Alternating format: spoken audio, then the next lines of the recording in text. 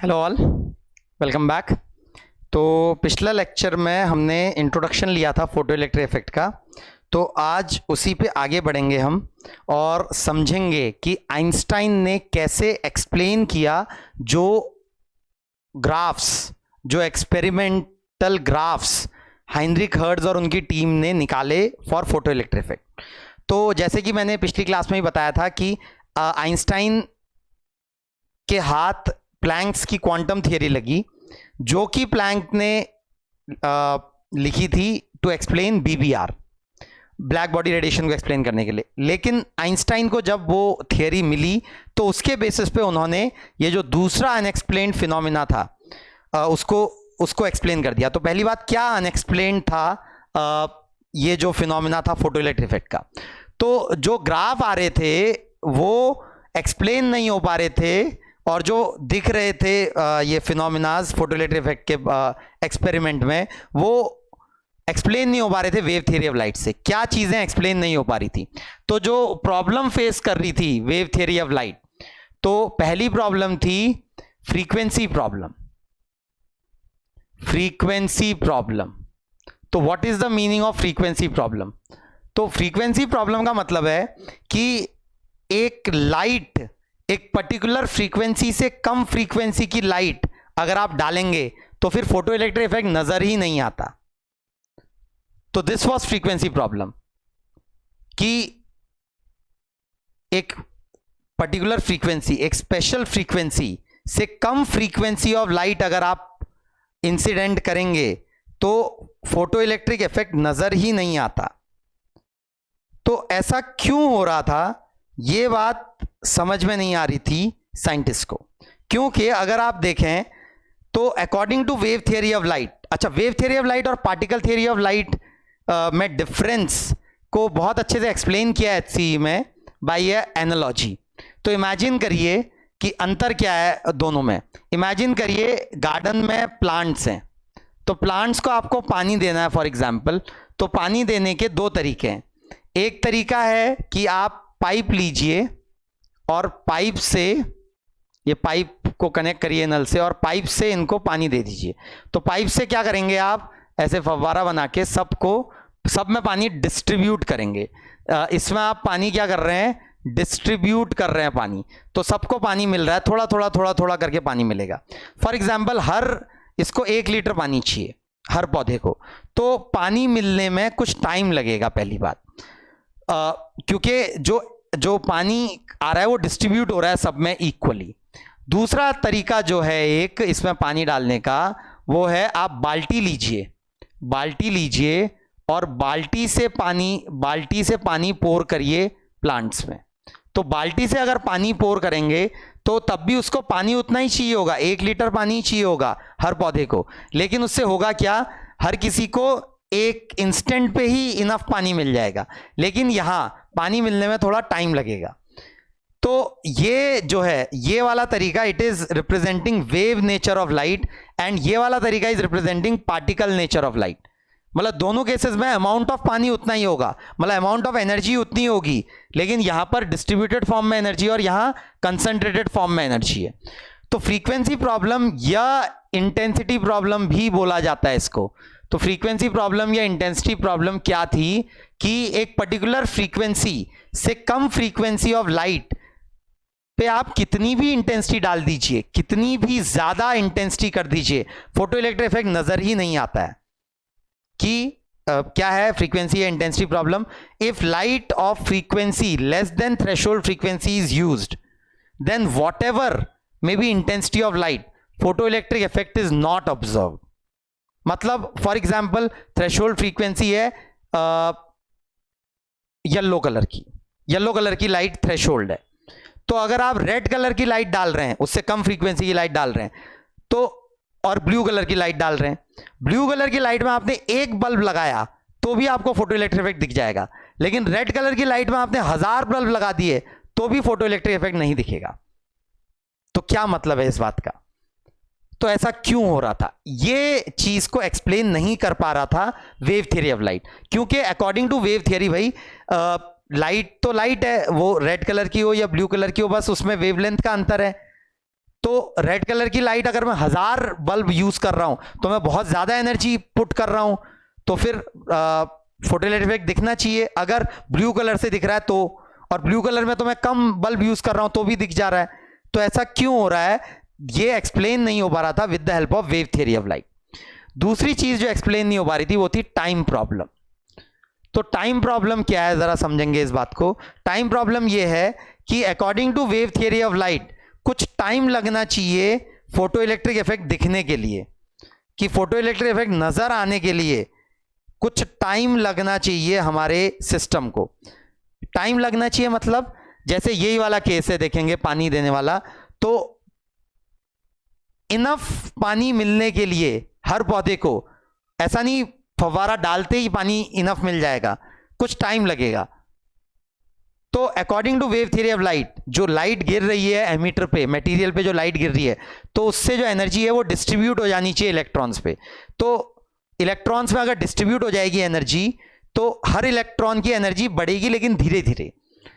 तो according to wave theory of light it should take some time for photoelectric effect to occur. Light shine करने के कुछ देर के बाद दिखना चाहिए फोटोइलेक्ट्रिक इफेक्ट, लाइट शाइन करने के कुछ देर के बाद करंट दिखना चाहिए। जब कैलकुलेशन करी गई वेव थ्योरी ऑफ लाइट के बेसिस पे तो ये दिखा कि ऑलमोस्ट आधा घंटा लगना चाहिए, लाइट दिखाने के आधे घंटे के बाद इलेक्ट्रॉन निकलने चाहिए, कि आधे घंटे तक आप लाइट डालते रहें तब इलेक्ट्रॉन निकलने चाहिए उसमें से। लेकिन ऐसा नहीं हो रहा था। हो क्या रहा था कि जैसे ही लाइट डाल रहे थे वैसे ही करंट ऑब्जर्व हो रहा था। मतलब there was no delay, there was no delay between shining of light and current observed, कोई डिले नहीं था उसमें। तो ये भी wave theory of light explain नहीं कर पा रही थी। तो ये दो मेजर प्रॉब्लम जो हमारी इंटेंसिटी या frequency problem and time problem, तो ये जो है wave theory of light in बातों को एक्सप्लेन नहीं कर पा रही थी।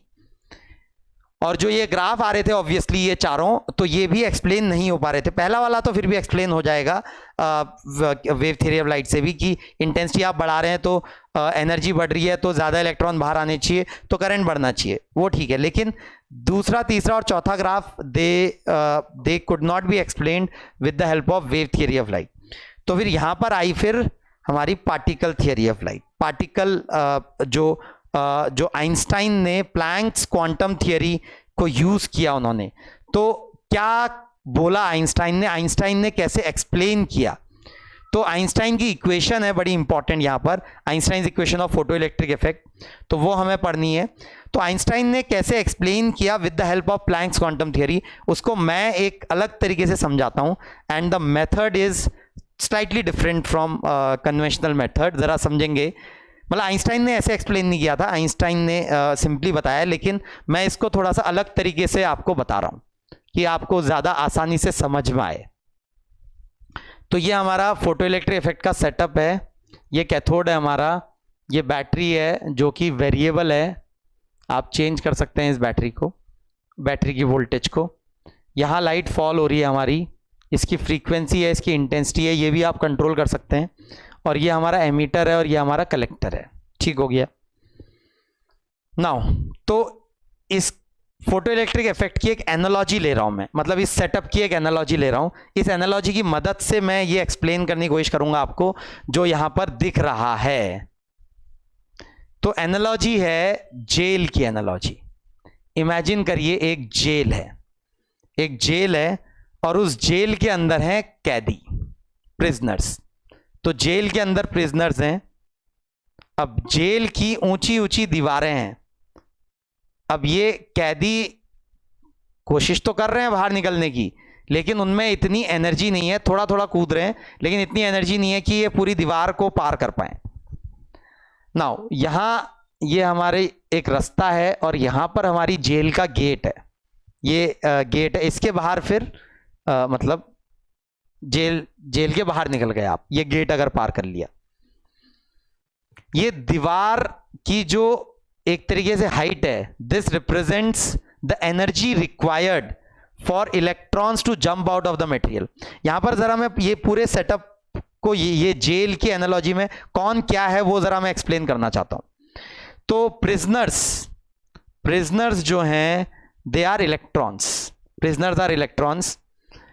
जेल की दीवार की जो एनर्जी रिक्वायर्ड है, ये जो एनर्जी रिक्वायर्ड है यहां से यहां आने के लिए, it is called work function. तो हाइट ऑफ एक तरीके से wall, it is representing work function. तो व्हाट इज वर्क फंक्शन?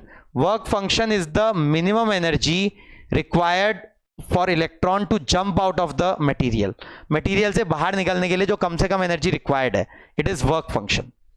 तो इसकी यूनिट यूजुअली इलेक्ट्रॉन वोल्ट्स में होती है, जैसे 2 electron volt, 3 electron volt, 4 electron volt. Electron volt पता होगा आपको most probably, it is a unit of energy. One electron volt is 1.6 into 10⁻⁻19 joule. ये याद रखना, ऑब्वियसली इस मॉडर्न फिजिक्स में बहुत बहुत यूज होगा बार बार।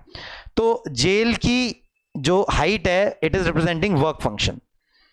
ये अच्छा, ये पूरी जो जेल है, it is representing jail. This jail, entire jail is actually vacuum tube. ये वैक्यूम ट्यूब है, entire jail is vacuum tube. ये जो है, ये जो इनका एक तरीके से जहां इनको रखा गया है जेल के अंदर, जिस जगह, दैट इज एमीटर। मतलब ये जो इनका एक तरीके से जो जेल सेल है, इट इज एमीटर। ये जो रास्ता है, इट इज वैक्यूम ट्यूब एक तरीके से। ये जो पूरी रोड है यहां से जेल सेल से लेकर वो गेट ऑफ जेल तक, this road is like vacuum. ये वैक्यूम, जो वैक्यूम ट्यूब के अंदर जो खाली जगह है, और जेल का जो डोर है, इट इज लाइक कलेक्टर। ये कलेक्टर है, मतलब वो jail door is like collector. तो मतलब अगर कैदियों को बाहर निकलना है तो उनको एटलीस्ट कलेक्टर तक पहुंचना पड़ेगा। मतलब इलेक्ट्रॉन्स, अगर करंट बहना है तो इलेक्ट्रॉन्स को यहां से यहां पहुंचना पड़ेगा, फिर तो सर्किट कंप्लीट हो जाएगा। अब यहां पर दिक्कत क्या है, नॉर्मली इनमें इतनी एनर्जी नहीं है कि वो इसको ओवरकम कर सकें, फाई को। थोड़ी बहुत थर्मल एनर्जी है, वो इतनी ज्यादा नहीं है कि फाई को ओवरकम कर सकें। अगर बहुत ज्यादा गर्म करेंगे आप इसको, तो ही ये इसको ओवरकम कर सकता है। 1000 केल्विन अगर गर्मी से आप एनर्जी देना चाहते हैं हीट करके, जो कि थर्मोआयनिक एमिशन होता है। लेकिन यहां थर्मोआयनिक एमिशन नहीं हो रहा है। यहां पर हो क्या रहा है, छोटे छोटे पैकेट्स फॉल हो रहे हैं लाइट एनर्जी के। तो एनर्जी के पैकेट्स फॉल हो रहे हैं इस तरीके से। एक पैकेट की एनर्जी है E1। अब यहां पर शर्त यह है, एक बार में एक प्रिजनर को एक ही पैकेट मिल सकता है। ये इसलिए क्योंकि फोटॉन्स बहुत छोटे हैं, जो हम लाइट के पार्टिकल्स बोल रहे हैं, they are very small in size, and electrons are also very small in size. तो अगर बहुत छोटी छोटी चीजें फॉल होंगी यहां, तो और ये भी बहुत छोटे साइज के हैं इलेक्ट्रॉन्स भी कंपेयर टू मटेरियल, तो एक ही इलेक्ट्रॉन पे साइमल्टेनियसली दो फोटॉन फॉल होने के चांसेस आर नेग्लिजिबल। उसकी प्रोबेबिलिटी ऑलमोस्ट 0 है। हाँ, एक इलेक्ट्रॉन को एक फोटॉन जरूर मिल सकता है। तो यहां पर शर्त यही है कि एक बार में एक इलेक्ट्रॉन एक फोटॉन को एब्जॉर्ब कर सकता है। तो ये एनर्जी मिलेगी इनको इन फोटॉन्स की मदद से। अगर इनको जंप करना है बाहर, तो जो एनर्जी ऑफ सिंगल फोटॉन है E1, this should be greater than 5। अगर E1 5 से बड़ा नहीं हुआ, अगर E1 5 से कम हुआ, तो ये एनर्जी गेन करके इतना जंप नहीं कर पाएंगे कि बाहर निकल सकें। यहां तक जंप करेंगे, फिर से वापस अंदर अट्रैक्ट हो जाएंगे, क्योंकि मटेरियल के अंदर जो प्रोटॉन्स हैं वो इलेक्ट्रॉन्स को अट्रैक्ट करके रख रहे हैं अंदर।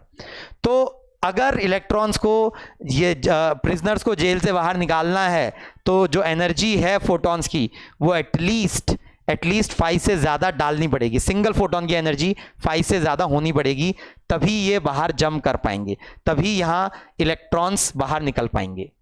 तो E1 should be greater than 5। This was the explanation for frequency problem, कि एक पर्टिकुलर फ्रीक्वेंसी से ज्यादा फ्रीक्वेंसी की लाइट ही क्यों चाहिए। Energy of single photon is hν, तो hν should be greater than 5 for photoelectric effect to occur. तो hν0 जो थ्रेशोल्ड फ्रीक्वेंसी है, इट इज 5। यहीं पर से hc/λ0 is also equal to 5।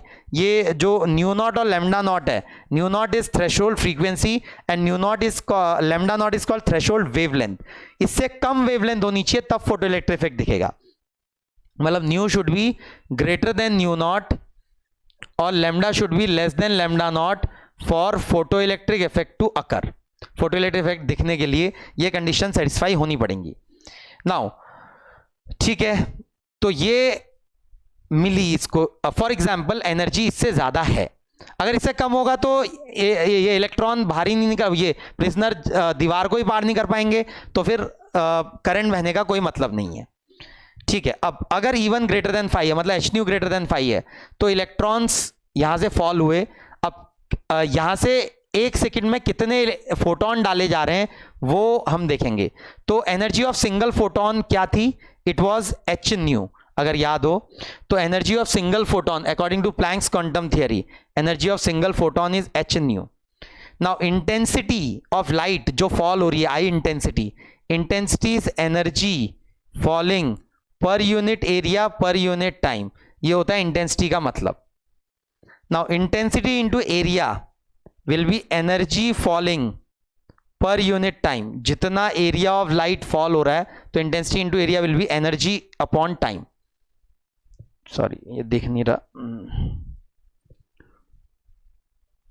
E1 is equal to hν, intensity is equal to energy per unit area per unit time, and intensity into area will be energy per unit time.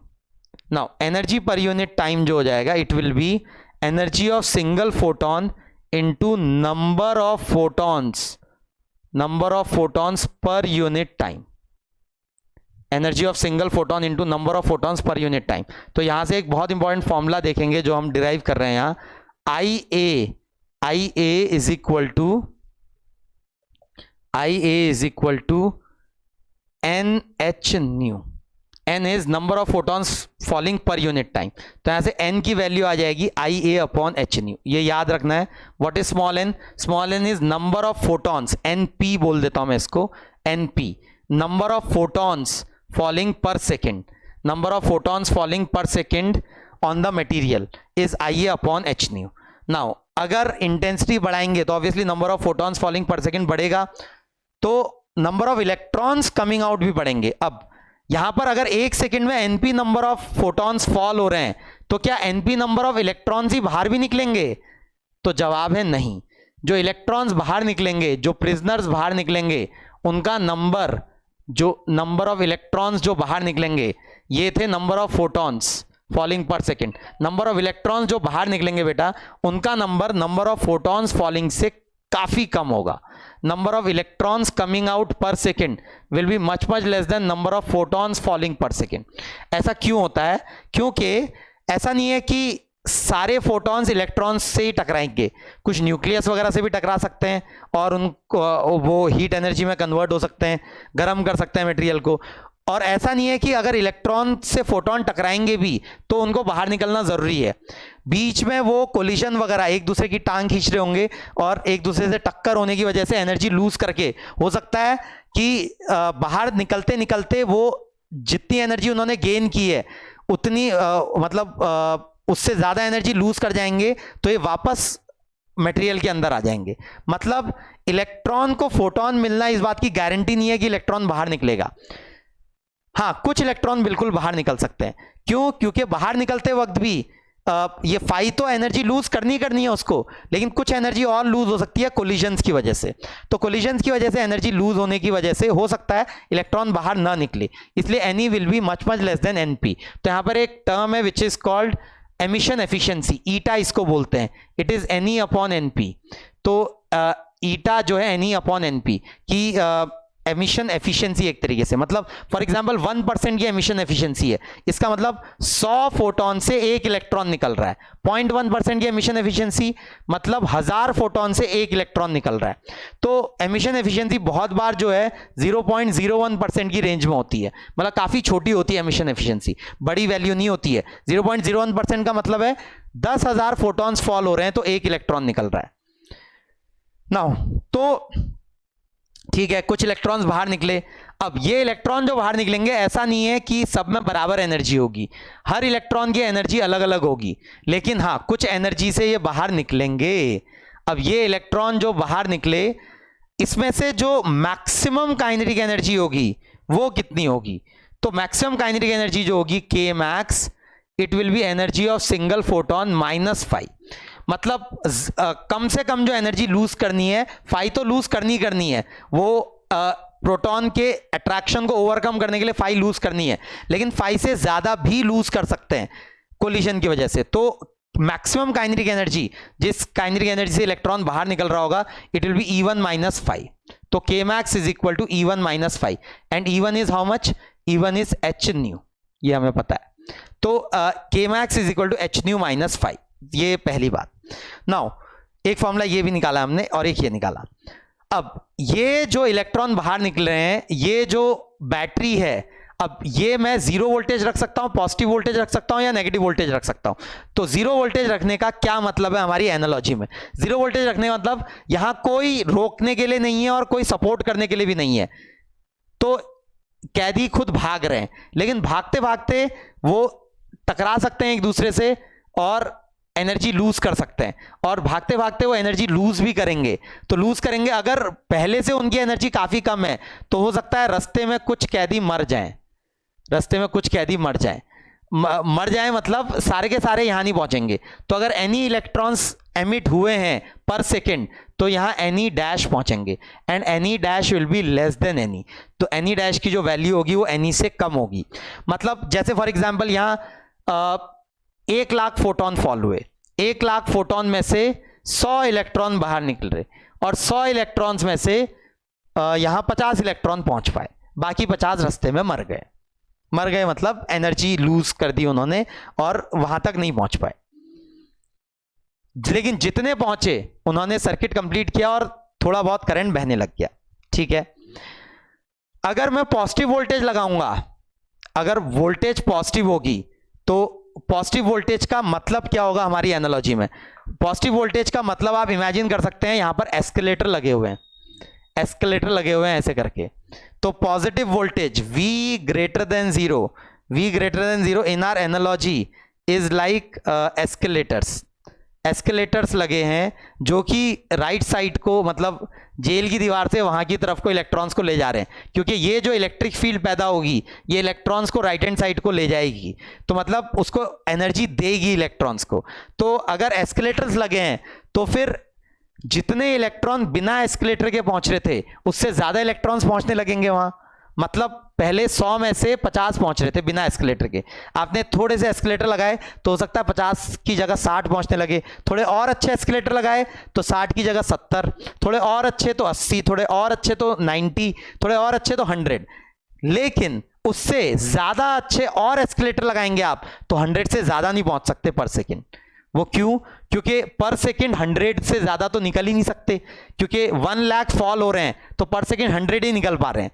तो आप एक particular value से ज्यादा अच्छे escalator आप लगाएंगे तो कोई फर्क नहीं पड़ेगा, उसकी मतलब उसका नंबर जो इलेक्ट्रॉन्स यहां पहुंचने होंगे, मतलब एनी डैश एनी से बड़ा तो हो नहीं सकता, तो ज्यादा से ज्यादा एनी डैश की वैल्यू एनी के बराबर हो सकती है। तो मतलब ज्यादा वो 100 इलेक्ट्रॉन्स को यहां से यहां पहुंचा सकता है, 100 प्रिजनर्स को जैसे।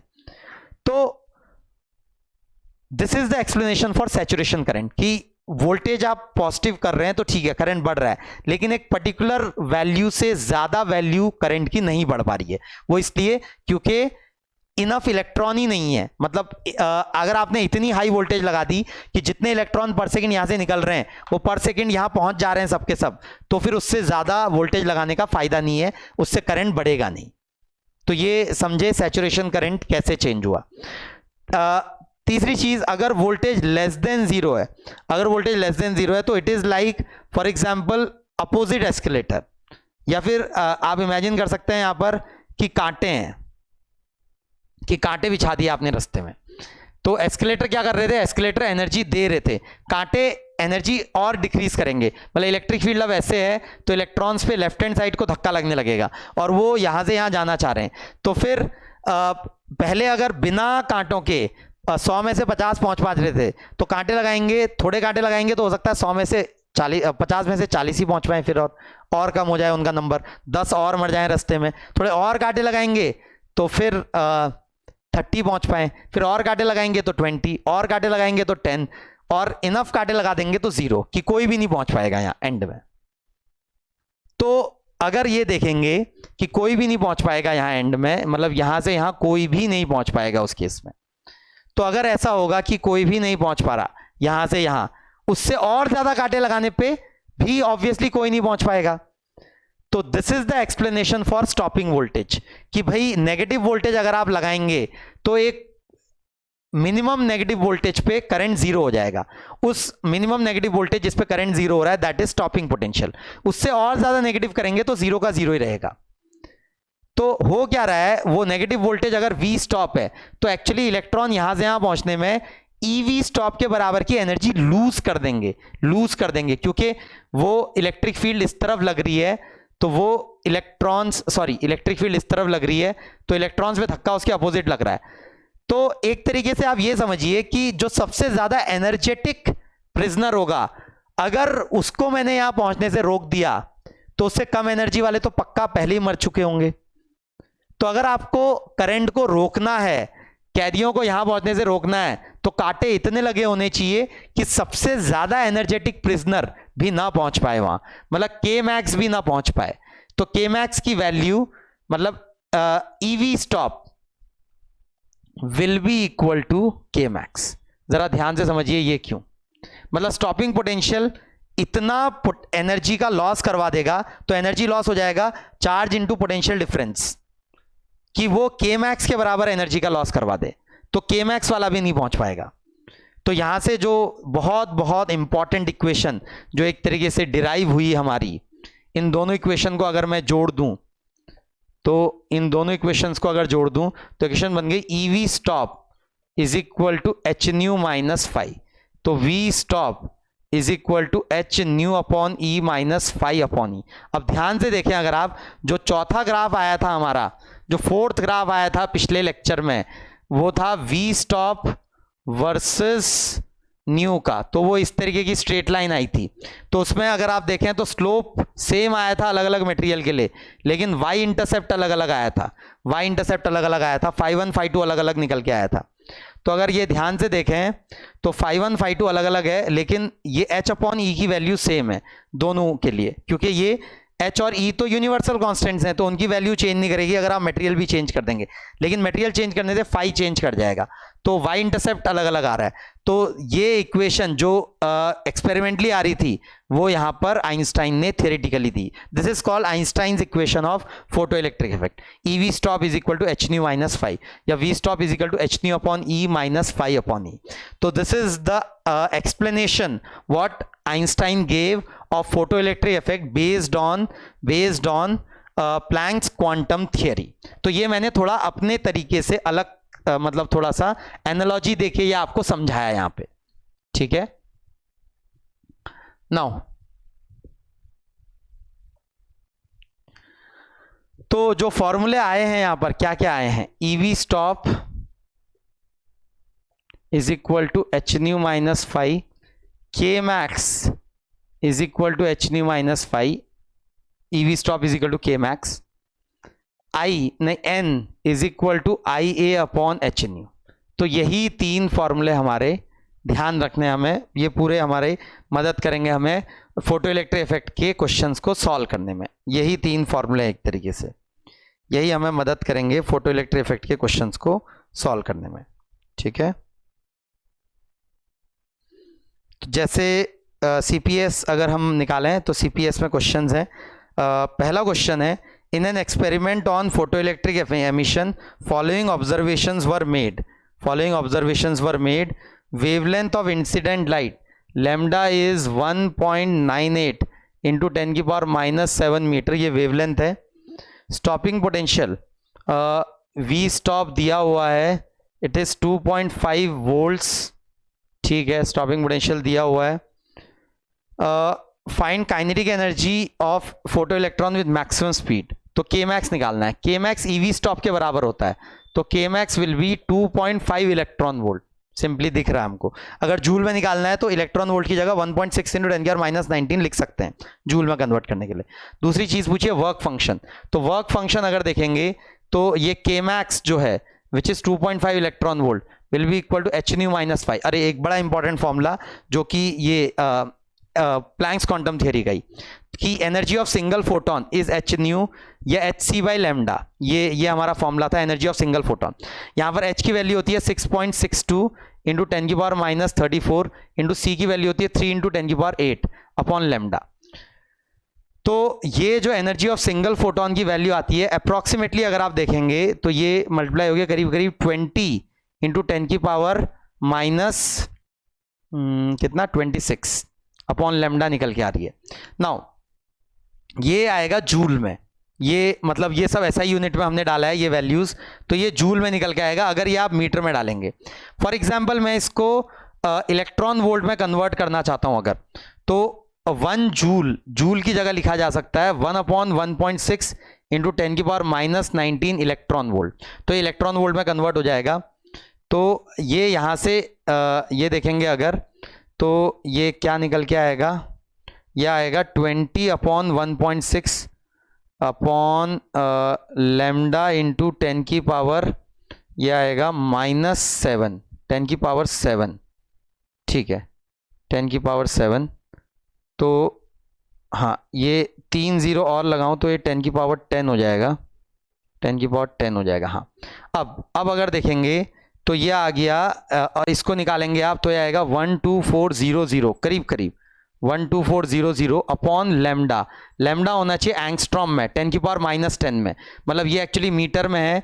तो मैं यहाँ लैम्डा को एंगस्ट्रॉम में पुट करूंगा तो वो मतलब मीटर में कन्वर्ट हो जाएगा एक तरीके से। मतलब लैम्डा अगर 5 एंगस्ट्रॉम है तो वो 1 मिनट 1.6 इंटू 10⁻−19, हाँ नीचे आया 7, हाँ ठीक है। तो lambda must be input in angstrom, हाँ एंगस्ट्रॉम में पुट करेंगे तो ये फॉर्मूला बनेगा। अब ये जो वैल्यू आ रही है ये बड़ी इंपॉर्टेंट है 12400 अपॉन लैम्डा। ये फॉर्मूला जो है कि energy of single photon is 12400 upon lambda must be in angstrom, then this value will be in electron volt। तो ये याद रखेंगे बेटा 12400 अपॉन लैम्डा। तो ये फॉर्मूला याद रखेंगे, काफ़ी मदद करेगा हमको क्वेश्चन सॉल्विंग में। जैसे यहाँ पर भी हमें लैम्डा दिया हुआ है 10⁻−7 में दिया है, मैं इसको एंगस्ट्रॉम में कन्वर्ट कर लेता हूँ। तो 10⁻−10 करूँगा तो 1980 एंगस्ट्रॉम हो जाएगा। तो यहाँ पर अगर देखूंगा तो एनर्जी ऑफ सिंगल फोटोन जो है, energy of single photon it is equal to 12400 upon 1980। ये 1980 करीब करीब 2000 ले लूं तो ये 3 0 कटे तो 6.2 इलेक्ट्रॉन वोल्ट। तो एक तरीके से energy of single photon is 6.2 electron volt. तो के मैक्स इज 2.5 इज 6.2 माइनस 5। तो 5 की वैल्यू जो हो जाएगी वो हो जाएगी 6.2 माइनस 2.5, अप्रॉक्सीमेटली 6.2 माइनस 2.5, यह आ जाएगा वर्क फंक्शन इतने इलेक्ट्रॉन वोल्ट। तो वर्क फंक्शन हो जाएगा 6.2 माइनस 2.5, 12 माइनस 5 7, 5 माइनस, हाँ तो 3.7 electron volt, this is work function. Threshold frequency अगर निकालनी है तो h nu naught is equal to 5 होता है। तो एच न्यू नॉट 5 की जगह डाल देंगे 3.7 इंटू 1.6 इंटू 10⁻19, एच की जगह डालेंगे 6.6 इंटू 10⁻34। तो यहां से आप न्यू नॉट की वैल्यू निकाल सकते हैं, जो थ्रेशोल्ड फ्रीक्वेंसी की वैल्यू आप कैलकुलेट करना चाहते हैं, ठीक है। चलिए तो ये आज हमने काफ़ी थियरी कवर की है और मैं होमवर्क दे रहा हूँ। क्वेश्चन नंबर 2 मैं अलग से कराऊंगा अगली क्लास में। 2 अटेम्प्ट नहीं करेंगे तो चलेगा, कर सकते हैं तो अच्छी बात है। वैसे जो अटेम्प्ट करता हूँ बता रहा हूँ मैं 3 4 5 6 7 क्वेश्चन में फॉर्मूला यूज हो रहा है n is equal to I upon h nu. 8 9 10 ये सब क्वेश्चन 3 to 10, 3 से लेकर 10 तक सीपीएस के क्वेश्चन ही होमवर्क है। प्लीज इसको करके मुझे सेंड करिए, तभी हम आगे बढ़ेंगे उसके बाद, ठीक है। चलिए थैंक यू।